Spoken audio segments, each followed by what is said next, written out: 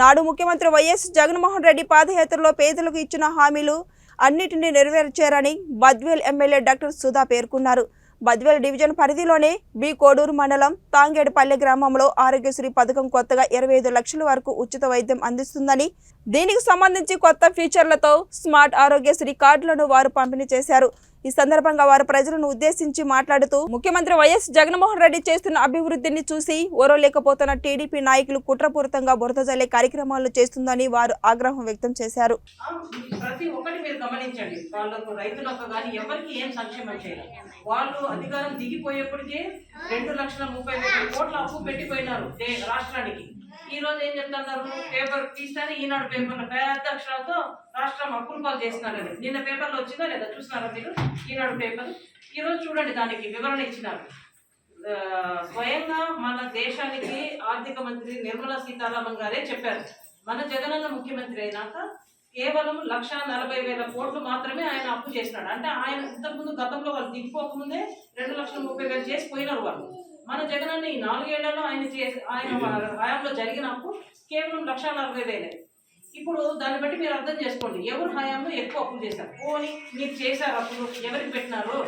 మీరు ఏం చేసినారు? మీ టైంలో 2,30,000 అప్పులు పెట్టి పోయినారు కదా రాష్ట్రం దిగిపోయేటప్పటికి. ఎవరికి పెట్టినారు మీరు?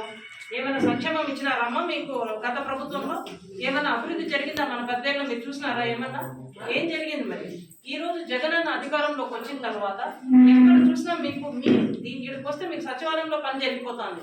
అసలు ఇక రాకుండానే మీకు వాలంటీర్లు మీకు అంతా మీ ఇంటి దగ్గరికి వచ్చి ప్రతి పని చేసి పెట్టారా లేదా? అవునా కదా? చెప్పండి, మీ మనస్సాక్షికి మీరు ఆలోచించండి. ఈ రోజు ఏదో జనాలు వచ్చినారని కాదు, ఏదని నువ్వు ఏం పలకుండా తిరిగేవాడు. పొద్దున్నే పెన్షన్స్ రావడం కానీ ప్రతి సంక్షేమం కానీ వస్తాను. ఒకటి మీరు ఆలోచించాల్సింది ఏమంటే, మన కోసం జగనన్న ఎంత తాపత్రయపడుతున్నాడు. దానికి తోడు గత ప్రభుత్వంలో ఈ కరోనా రాలే, వాళ్ళు బాగానే 5 సంవత్సరాలు వాళ్ళకు సాఫీగా జరిగిపోయింది. జగనన్న ముఖ్యమంత్రి అవ్వక తలకే మనకు 1.5 2 కోవిడ్లోనే పోయింది. ఎంత ఒడిదుడుకులుంది, మనం ఇళ్లలో ఎంత ఇబ్బంది పడినాం కరోనాతో.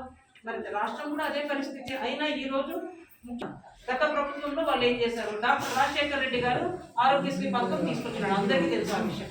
పేదలకు డబ్బు లేని కారణంగా ఇబ్బంది పడకూడదని ఆరోగ్యశ్రీ తీసుకొచ్చినాడు, కార్పొరేట్ వైద్యం. అయితే గత ప్రభుత్వం వాళ్ళ దగ్గర వాళ్ళు దిగిపోయేప్పటికీ కేవలం 1000 ప్రొసీజర్స్ మాత్రమే ఉన్నాయి.